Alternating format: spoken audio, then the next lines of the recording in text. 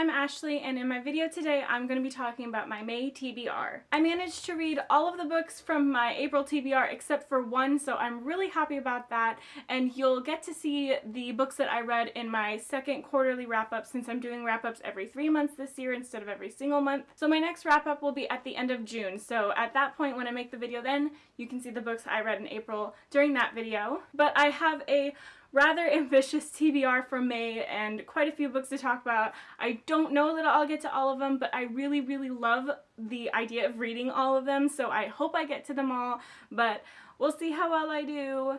Probably won't be that well. So firstly, I'm going to be reading Girl Interrupted. I'll probably get this on audiobook from Audible. This is going to be my read for my book club, my in real life book club, so that's going to be the first thing on my priority list that I absolutely have to read in the month of May. Also, this month is when the Trials of Apollo Book 2 by Rick Riordan comes out. I believe it's called The Dark Prophecy, and I've already pre-ordered it. I believe it's set to come out this Tuesday, May 2nd, so I will be reading that probably as soon as I get it in the mail. It's probably going to be something I immediately pick up and start reading and finish in a day, just because I really love the first book and love Rick Riordan so much, which is no surprise to any of you. I also want to get to But Then I Came Back by Estelle Laurie. This is a not quite sequel, but sort of companion book to her other book, This Raging Light. It follows one of the supporting characters from that first book. Her name is Eden. She was the best friend of our main character from This Raging Light, and this follows her journey after she comes out of a coma that she was in after she got in an accident at the end of This Raging Light.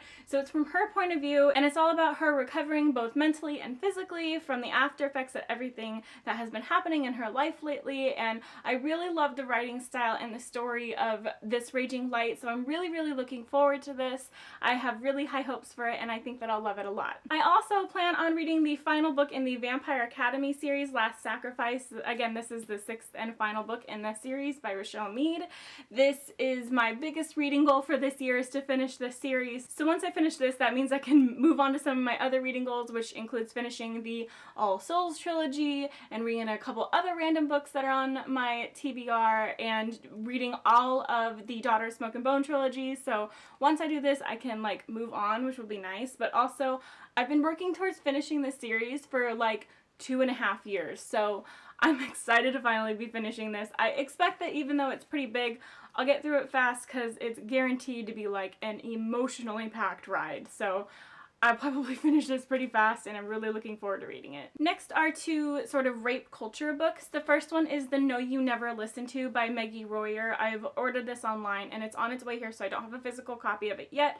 This is a collection of poetry all revolving around sexual assault, and I actually saw this on another channel, Amanda Center's channel, so I'll leave a link to her channel in the video where she talks about it in the doobly-doo below. Again, because I'm trying to read more rape culture books, my reading goal this year was to read at least one a month.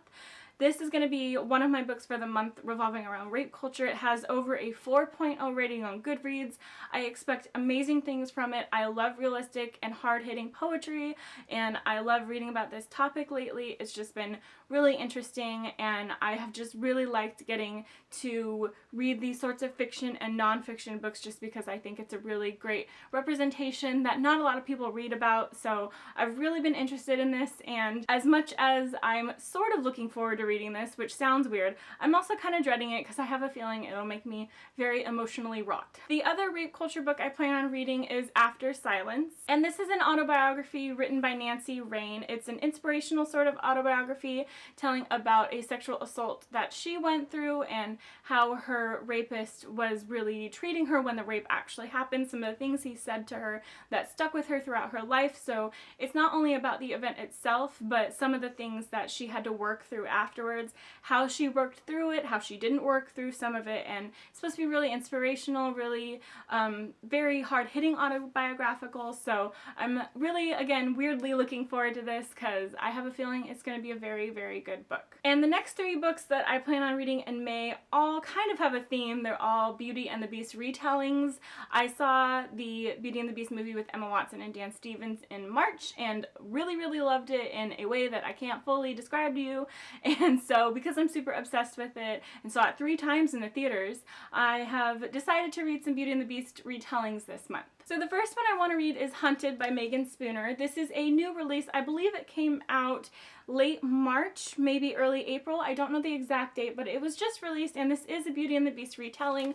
But the main character, Beauty, is supposed to be like obviously a huntress, and so she's a bit more of a violent sort of forward main character than we get in the Beauty and the Beast from like Disney. So she's a lot more of a action-centered heroine than our traditional Belle, so I'm really looking forward to this version of Beauty and the Beast and seeing what Beauty is like in this book. Next, I plan on reading Cruel Beauty by Rosamund Hodge. This is another young adult version of a Beauty and the Beast retelling, and I don't really know much about this except for that it has floated a bit around BookTube, so I just know that it's a Beauty and the Beast retelling, and there aren't that many out there that have been read a lot to my knowledge, but this was one of them. So that's why I wanted to get to this, is because it's one that is really accessible and that a lot of people know about. So that's another one that I plan on reading in May. Finally, a book that I can't believe I haven't read yet, given how much hype is around it, and